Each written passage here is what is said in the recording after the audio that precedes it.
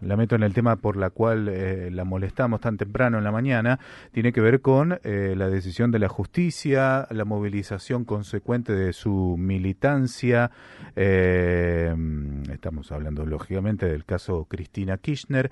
¿Cómo analiza usted, siendo de Santa Cruz, habiendo vivido palmariamente los años kirchneristas en esa provincia y bueno, justamente el escenario de este manejo turbio del dinero y el no cumplimiento de las obras? Bueno, nosotros lo sentimos como que finalmente se ha hecho justicia después de un camino tan largo que ha recorrido tanta gente, sobre todo de Santa Cruz, que empezó a alertar, intentaba llegar a medios nacionales o a actores nacionales para que escucharan sobre el entramado de corrupción que se estaba dando en Santa Cruz. Que no es nuevo, que no es solamente el de vialidad, que, bueno, saben ustedes perfectamente que acá tuvimos otro tipo de acciones de corrupción muy importantes, como es la desaparición de los 600 millones de regalías más liquidadas a Santa Cruz, con sus intereses que nunca volvieron a la provincia ni fueron rendidos ni estaban destinados a la reactivación económica de la provincia.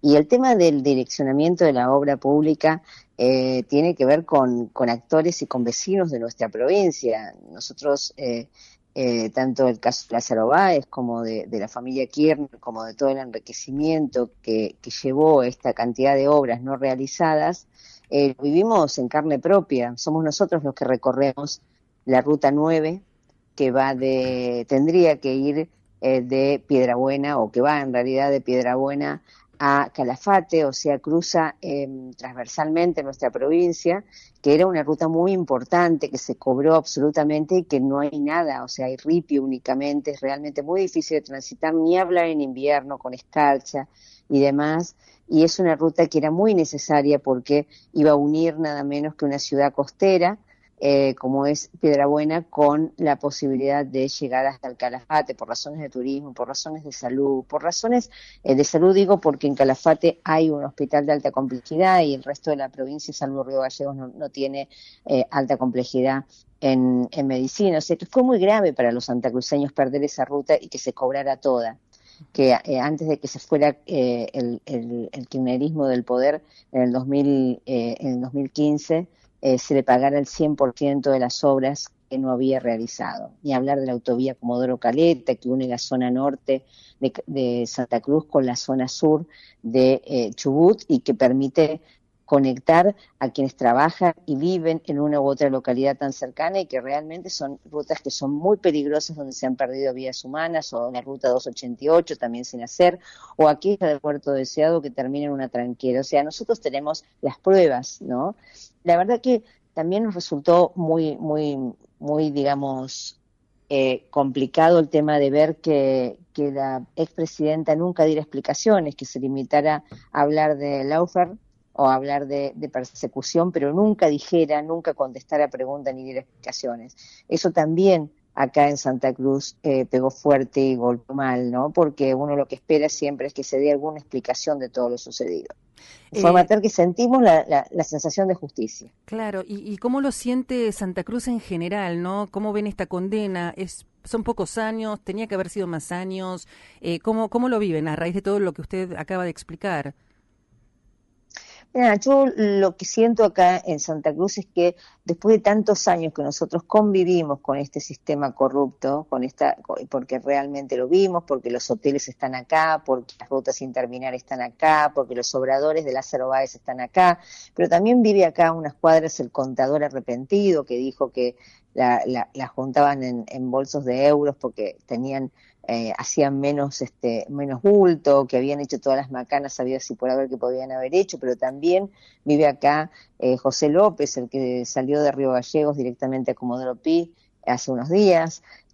Para nosotros, para Santa Cruz hay como, yo no te voy a decir que una naturalización del tema, pero es como que lo vivimos tan de cerca que está como superado, que tenía que haber justicia. No hay sorpresa, no hay un pequeño grupo que se ha reunido de la mano del intendente de Río Gallegos, Pablo Grasso con esto de la movilización, de ir a acompañar a la presidenta, pero el resto es como que tenía asumido que esto tenía que pasar porque, bueno, nosotros tenemos la prueba viviente en nuestra cara, ¿no? Entonces es mucho más fácil estar, digamos, esperar una cosa como esto, como pasó con los bolsos de López. Cuando López revoleaba bolsos en un convento, el país se extrañaba. Santa Cruz no se extrañaba tanto, tenía pleno conocimiento de que algo de todo esto había, ¿no?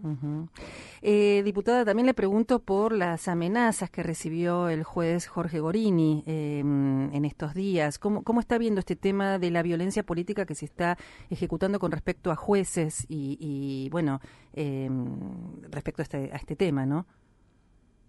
Mira, yo en esto quiero ser muy terminante. El tema de la violencia política la generan quienes están en las más altas esferas, ¿sí? Quienes tienen responsabilidad política son aquellos que generan este tipo de cuestiones y generan este tipo de quebrantamientos del orden.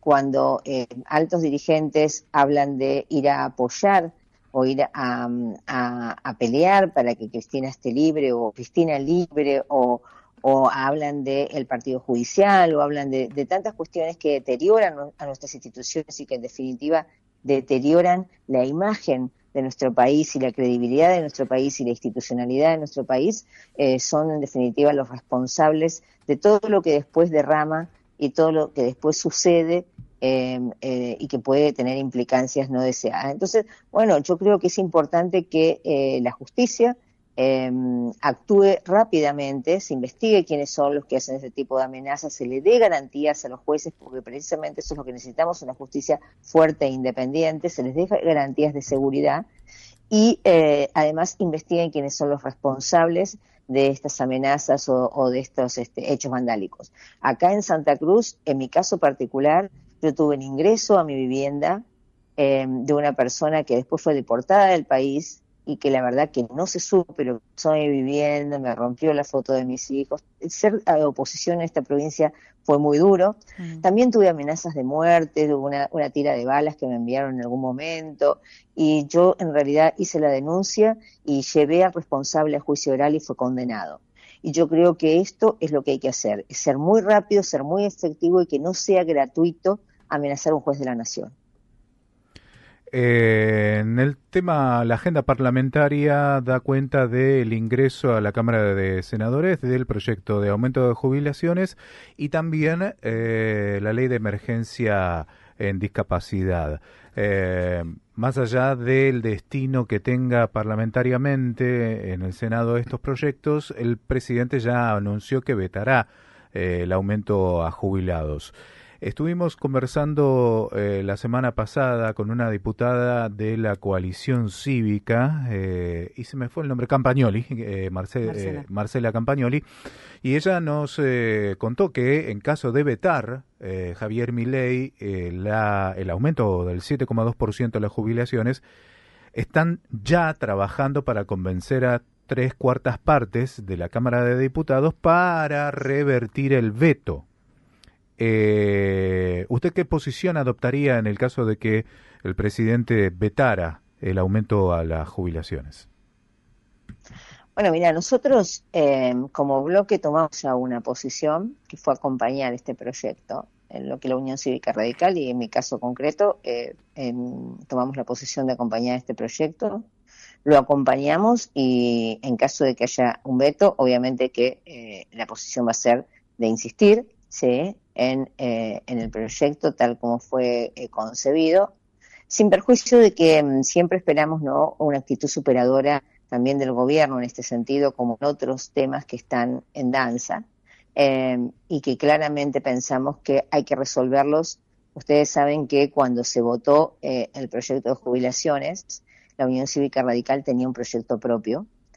Había 4 proyectos en consideración, obtuvo la mayoría el de Unión por la Patria, no se llegó a votar nunca, porque al obtener mayoría el trámite parlamentario es que se obtiene mayoría uno, ya no logra seguir el proceso de votación para llegar al proyecto nuestro, pero dentro de nuestro proyecto hay cosas, por ejemplo, tales como empezar al tratamiento de una reforma previsional en serio, porque nosotros aceptamos el problema que existe. El problema que existe es que nos han metido, o se han metido cerca de 4 millones de jubilados que no tienen aportes, que en algunos casos no han trabajado, que esto ha hecho perder la proporción de un jubilado por 4 activos, que haber perdido esta proporción es uno de los problemas que ha tenido el sistema previsional argentino y que tenemos necesariamente que discutir esto porque insisten con moratorias. Nosotros desde la Unión Cívica Radical votamos en contra de una ampliación de la moratoria, porque claramente si nosotros seguimos incluyendo jubilados que no tienen aportes y seguimos tratando de debilitar el sistema previsional, no es una cuestión de este gobierno, sino que es una cuestión de todos los gobiernos que van a tener un problema de este tipo. O sea, ya existió esto en otros periodos. Ustedes habrán visto cuando no solamente Cristina vetó el 82% móvil, sino que cuando le pagaba los aumentos a la mínima y no le pagaba el aumento al resto de los jubilados, y estos hacían juicios, los calificaba de caranchos porque hacían juicio, pero luego no se pagaba el juicio aún cuando salían las sentencias y se les apelaban las sentencias, y hoy tenemos un cúmulo de juicios que va a haber que responder con los fondos del sistema previsional.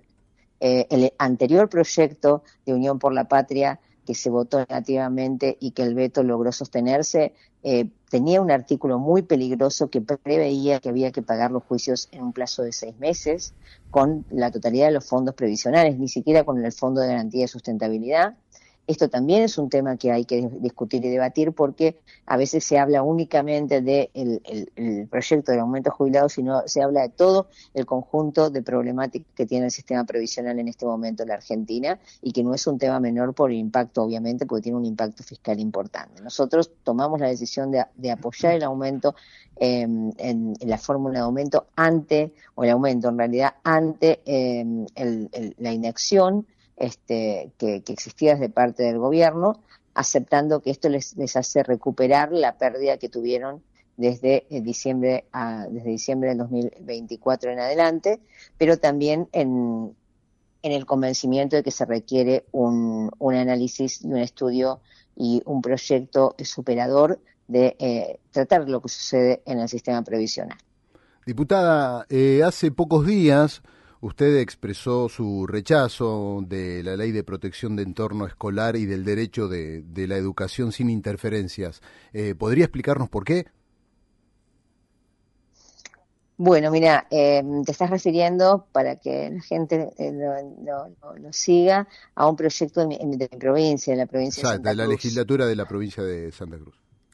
Claro, es de la provincia de Santa Cruz, es un proyecto que ingresó a la legislatura, la verdad que nadie se animó a tanto, donde cerca de las escuelas no puede haber ningún tipo de reclamo, no puede haber ningún tipo de manifestación, no puede haber que sea en silencio para dejarlos estudiar, para no interferir en la educación. La verdad que me parece una medida restrictiva, no solamente del derecho a reclamar, sino que además es realmente lamentable que una provincia donde los chicos no estudian, rotan en las escuelas, rotan por días, porque las escuelas no tienen los establecimientos educativos en condiciones, no tienen gas, tienen derrames cloacales, tienen techos que literalmente están con peligro de derrumbe, que tienen tantos problemas edilicios, donde no se estudia en principio por la situación edilicia de las escuelas, luego por conflictos gremiales que no deja de existir, y por otros temas que los atraviesan, como falta de docentes, digan que el problema de la educación para que los chicos estudien bien es que no se va a poder reclamar cerca de las escuelas. ¿Esto por qué es? Porque enfrente de una de las escuelas está la Casa de Gobierno, con lo cual blindan la Casa de Gobierno, porque frente a otra escuela está el Ministerio de Educación, con lo cual brindan el reclamo en el Ministerio de Educación, y la verdad que yo creo que la educación no se resuelve de esta forma. Se resuelve resolviendo de cuajo los problemas reales que tiene la educación. O sea que esto sería, imagínense, a nivel nacional, si se dijera alguna de las manifestaciones que se hacen los miércoles o que se hace cualquier día, que lo tienen que hacer pero en silencio y que no se pueden acercar a ningún establecimiento educativo público. La verdad me parece algo desmedido y por eso fue mi oposición, es un proyecto provincial. Y dejo en claro, ¿no?, que esta es una provincia que fue gobernada durante muchos años, 30 años por un mismo signo político, los últimos 8 años por Alicia Kirchner, pero que tuvo un gran desfinanciamiento en educación. Y el Instituto de Desarrollo Urbano y Vivienda, que es otro de los que ha manejado los recursos de los santacruceños, no invirtió lo que tenía que invertir en educación, y este gobierno que ha llegado se encuentra con lo que se llama una herencia, ¿no? Pero bueno, la herencia se recupera o se repara todo esto trabajando y no silenciando. La provincia de Santa Cruz no solo es escenario de rutas inconclusas de obra pública, sino también de hermosos y grandiosos glaciares. Hay en manos del gobierno un proyecto de decreto que modifica la ley de glaciares, de protección de glaciares, y habilitaría avanzar con proyectos mineros o hidrocarburíferos en zonas que hoy están siendo protegidas por esta ley de glaciares. Ya que estamos haciendo memoria, la ley de glaciares había sido vetada por Cristina Kirchner, el primer proyecto, fue después sancionada y aprobada, publicada en el tiempo de Mauricio Macri presidente. Esta ley, bueno, sufriría algunas modificatorias para permitir la explotación hidrocarburífera en algunas zonas que actualmente, insisto, están protegidas por esta ley. ¿Qué opinión tiene al respecto de esto? Y si es procedimental, si el Parlamento no puede hacer algo, ya que por un decreto se puede modificar una ley. Y esto es pregunta. A ver, nosotros en realidad hemos tenido como una alerta con este tema, no lo conocemos en profundidad.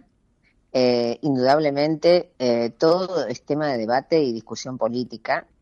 No es necesario que todo sea a base de decreto, ley, veto y todo este tipo de insistencia, ¿no? El debate político tiene que pasar por otro lado y seguramente se va a dar en el ámbito de las comisiones respectivas de la Cámara de Diputados, de Recursos Naturales y demás. Será debatido y habrá proyectos y se debatirá el tema. Yo en el caso particular lo tomo muy, muy con pinzas, ¿sí?